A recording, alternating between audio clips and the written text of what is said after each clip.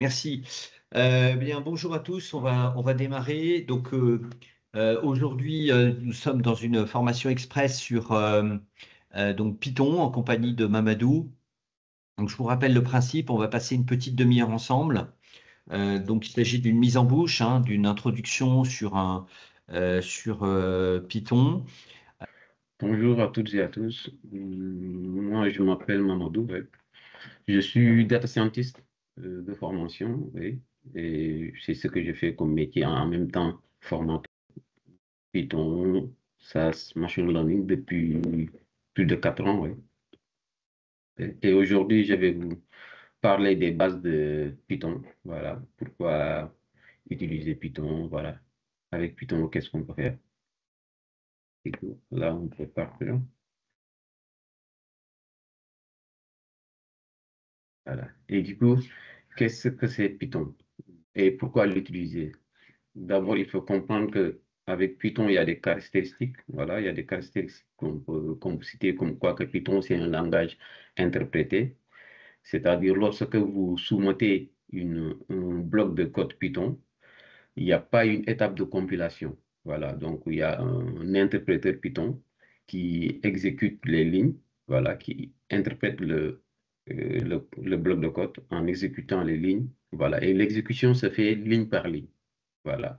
Donc, contrairement à certains langages de programmation où il y a une étape de compilation, par exemple, pour faire une vérification syntaxique, avec Python, il n'y a pas cette étape de compilation. Il y a juste l'étape d'interprétation pour passer à l'exécution des lignes. Voilà. Et l'exécution, ça se fait ligne par ligne.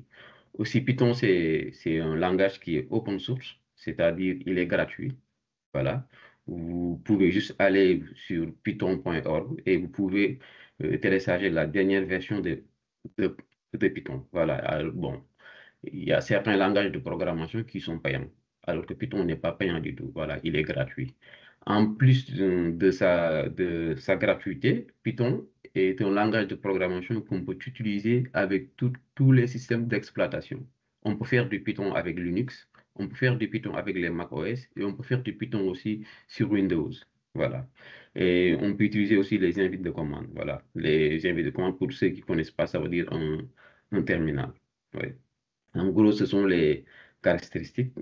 Voilà, ça, ce sont les principales caractéristiques. Et autre chose qui est importante maintenant, c'est que Python, avec Python, il y a une grande communauté.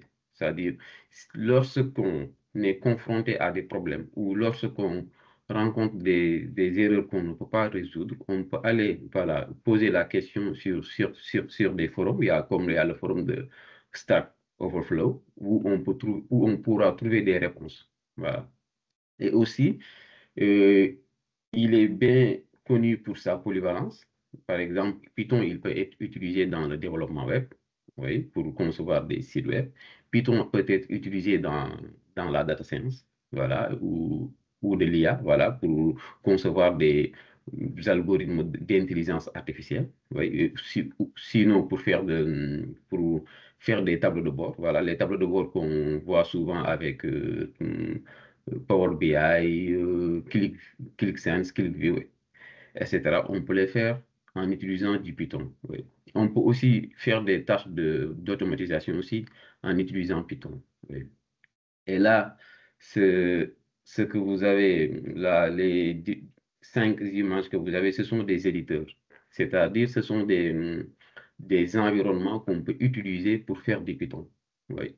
Il y a l'éditeur IntelliJ, voilà. Il y a aussi l'éditeur PyCharm, il y a l'éditeur Visual Studio Code, l'éditeur de Microsoft. Il y a aussi l'éditeur Spider, oui. Il y a aussi l'éditeur Jupyter Notebook, voilà. La liste est, bon, elle est non exhaustive, mais ça, ce sont juste des principaux éditeurs qu'on utilise aujourd'hui, voilà, qui sont les plus connus que je vous présente. Oui.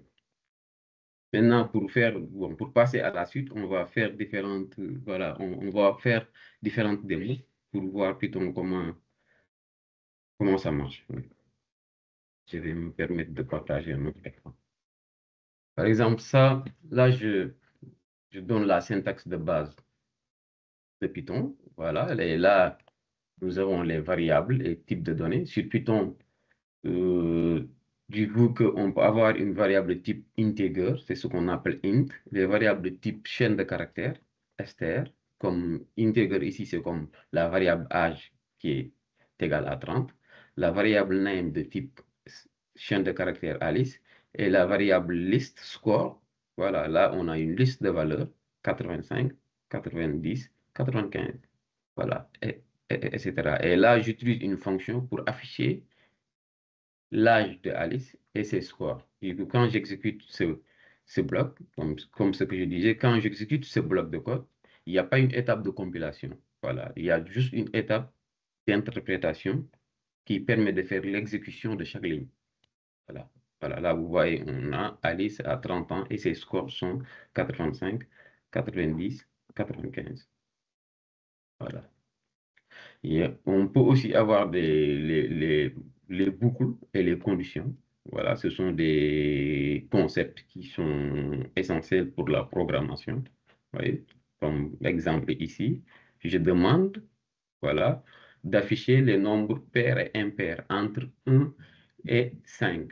Voilà, et sachez que cette fonction range, quand on l'utilise, on peut l'utiliser juste avec la borne supérieure. Voilà, si on met juste la borne supérieure, ça commence par 0. Mais si on choisit de mettre la borne inférieure qui est optionnelle, ça commence à partir de la borne inférieure jusqu'à la borne supérieure moins 1. Comme ici, on commence de 1 à 6.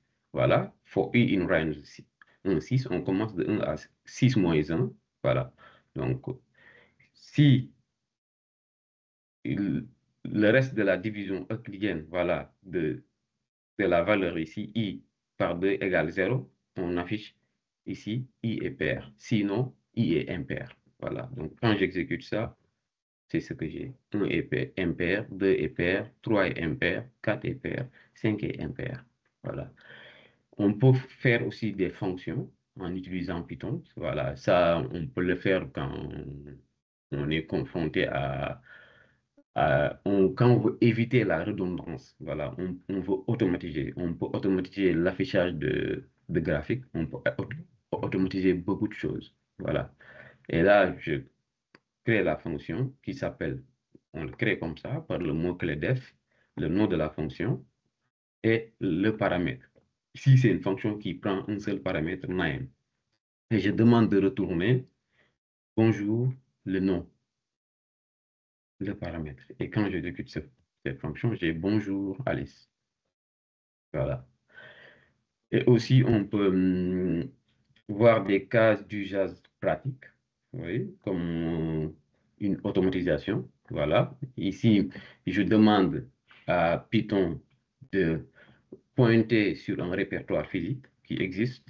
Voilà. Là, je mets point. Et quand je mets point, je dis à Python de pointer sur le répertoire où, euh, où ce module-là est stocké. Voilà. Donc, dans le dossier où ce module-là est stocké, je demande à Python de convertir tous les noms des fichiers en minuscules. Voilà. Donc, c'est pour cela que j'importe maintenant. Ça, c'est une librairie. Et au passage, il faut savoir qu'avec Python, il faut pouvoir connaître un certain nombre de librairies. Voilà. Par exemple, la librairie Pandas, c'est une librairie qui permet de gérer des tables de données, des tableaux. La librairie NumPy, c'est une librairie qui peut permettre de gérer des matrices.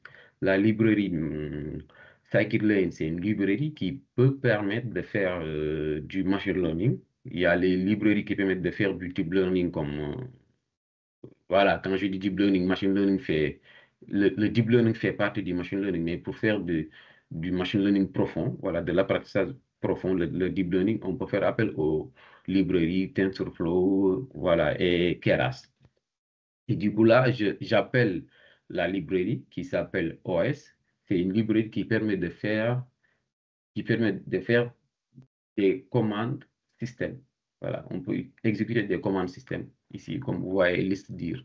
Donc, je demande à Python ici de convertir for file name in os.listdir, voilà, dans le dossier de stockage de mon module, affiche, voilà, file name, et maintenant, renomme tous les noms de file name en convertissant le nom en minuscule. Voilà. Quand j'exécute, c'est ce que j'ai. Oui. Et ici, l'option print est juste optionnelle. Voilà, l'option print est optionnelle. Ça nous permet juste d'afficher les éléments que peut prendre file name. Oui. Et du coup, là, on peut utiliser Python aussi, comme ce que je vous avais dit au début de la présentation, pour faire du développement web. Et du coup, là, on crée une API via Flask. Voilà, et c'est ça la syntaxe simple. Oui. On importe le module Flask depuis la bibliothèque Flask, from Flask, import Flask. On crée l'application Flask, app égale Flask, c'est comme ça la syntaxe. Oui. On fait une définition, voilà, d'une route. Ici, je choisis slash, oui. Et maintenant, on retourne le message qu'on veut afficher au niveau du site. Voilà. Et du coup, si j'exécute là, et là, je vais cliquer sur le lien. Voilà, vous voyez, bienvenue sur mon site web. Et donc, on peut bien utiliser Python pour faire du développement web. Ouais. Et du coup, il y a aussi le Python avancé qui est vraiment le concept qui est très essentiel. C'est la programmation orientée objet. Voilà, ça aussi, ça nous permet d'éviter les redondances. Comme ici, je crée la classe personne. La classe personne a deux attributs, le nom de la personne, l'âge de la personne. Voilà, ce sont les éléments qu'on appelle attributs, ce sont les éléments de la classe. Et on appelle instance un élément. Voilà, l'instance d'une classe. Comme par exemple ici, P1 égale classe Alice 30.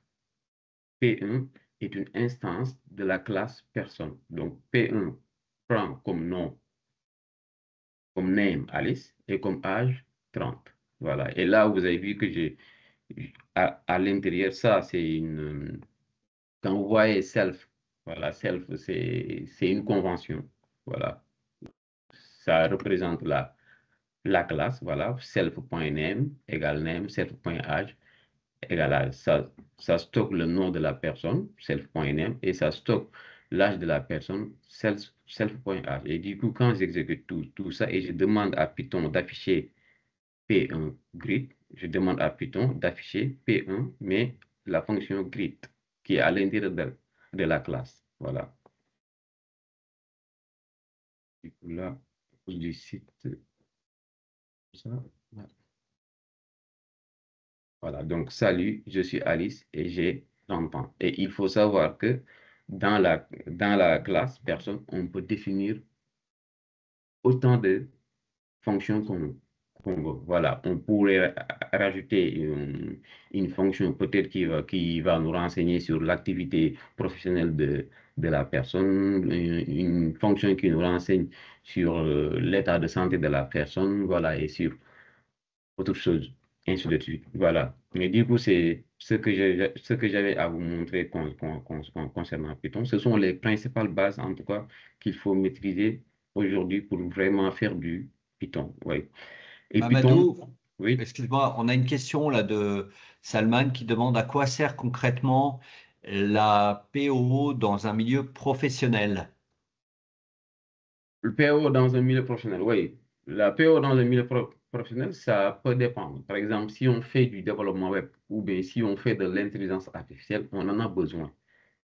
Et je vais prendre l'exemple, par exemple, de l'intelligence artificielle.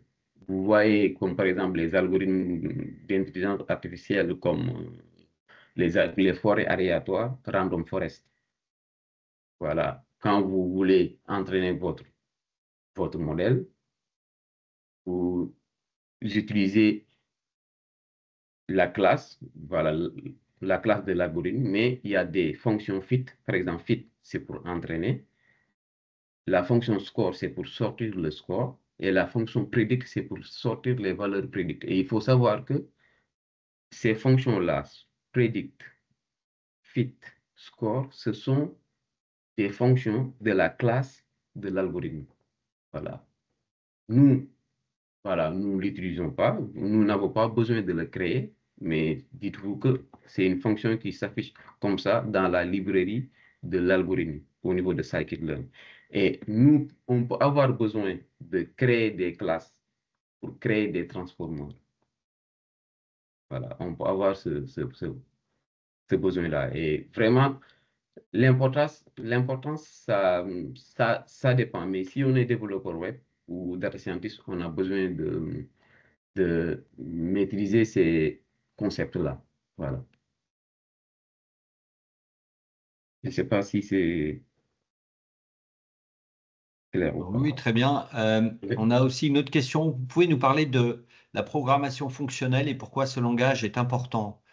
Pourquoi Python et pas Java et sa suite qui utilise également les classes? Je vais relire, je n'ai pas compris. Alors, vous pouvez nous parler de la programmation fonctionnelle et pourquoi ce langage est important? Oui, OK. Quand on parle de programmation fonctionnelle, elle veut dire pour qu'on utilise les fonctions, c'est ça? Je ne sais pas. Ouais, je ne sais pas. C'est quoi la programmation fonctionnelle? C'est l'utilisation des fonctions ou?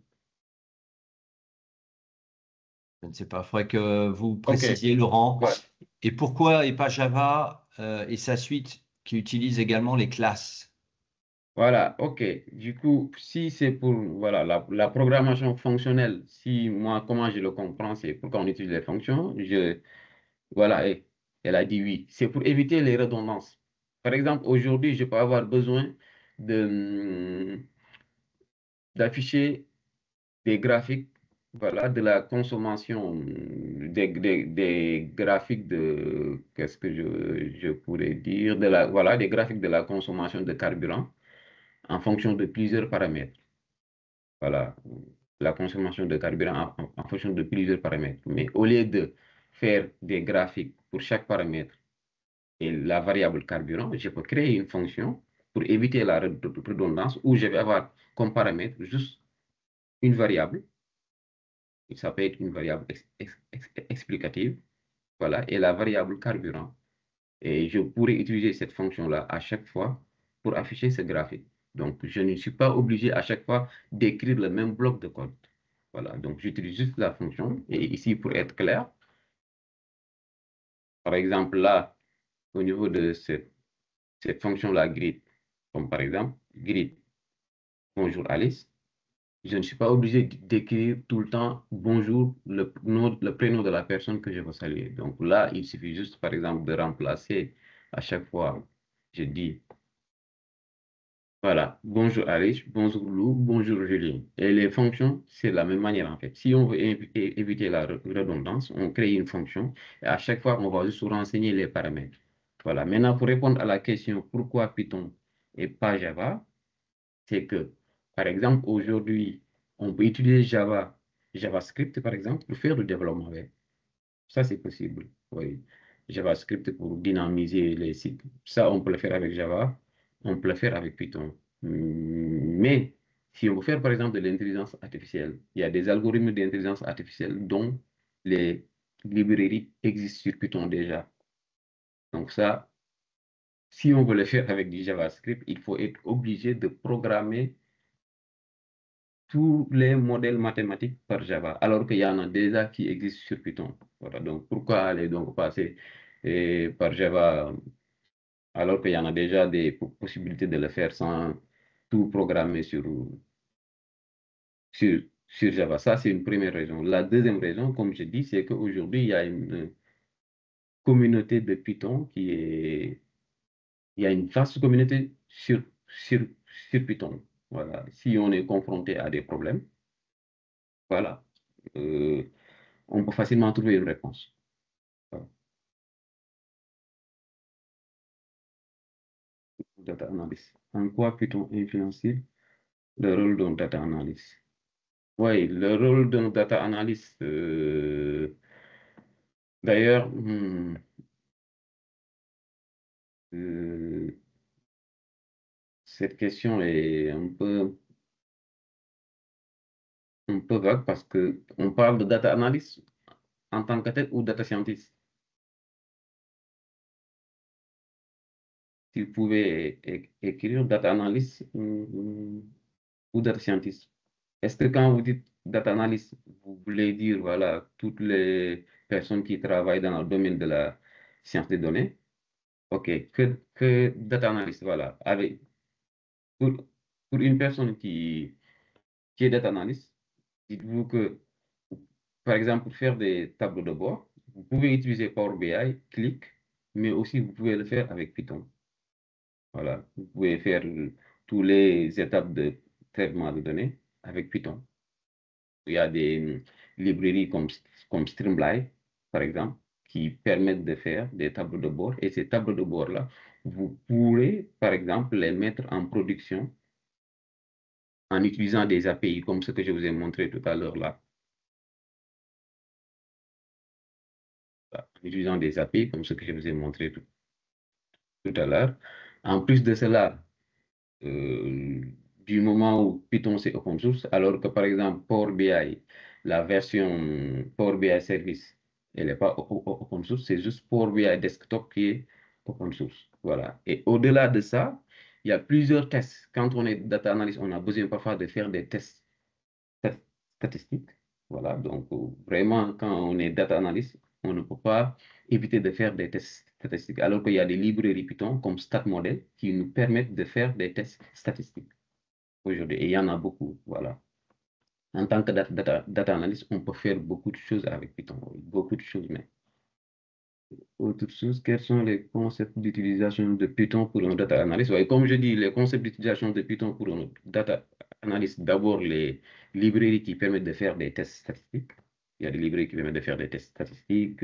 Il y a la librairie Panda qui permet de faire qui permet de gérer des tableaux, traitement de données. Il y a la librairie, les librairies, les deux mêmes, Matplotlib ou Seaborn, qui permettent de faire des graphiques. Oui. Et aussi, il y a des librairies, même Python, qui permettent de faire des graphiques interactifs. Voilà, interactifs, comme les tableaux de bord interactifs que vous voyez sur Power BI ou Clip. Voilà. Y a-t-il un avantage à utiliser Python par rapport à R pour un data analyst? Oui, y a-t-il, moi, voilà, de ce que